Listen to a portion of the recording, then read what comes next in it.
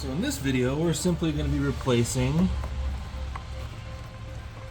this here ignition coil, just because it's a really old one, original to the car, and we're going to eventually do all the ignition stuff on here. We'll go through, do the plugs and all that stuff. But this thing is also original to the car, like I said, so what is this, a 27-year-old car now? So something like that. Kind of wild, kind of old. Plug looks clean. Simply just 4 little screws. Replacing with this Rock Auto version. Hopefully this one's not a piece of junk. Remains to be seen. I wonder how much this stuff is still available, like OEM from Toyota and stuff. Just plug that back in. Simply put.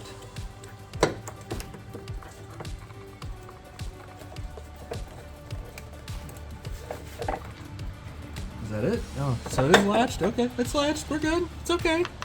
We're latched. It just didn't seem like it was connected or hooking on properly, but I guess we're alright.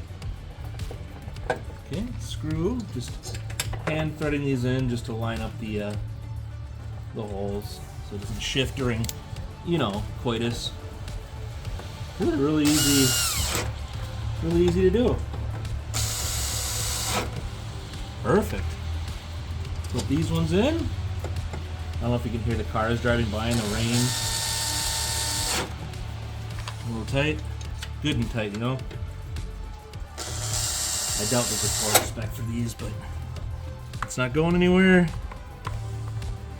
That is in and on properly. I'm going to keep this one just because it's still good.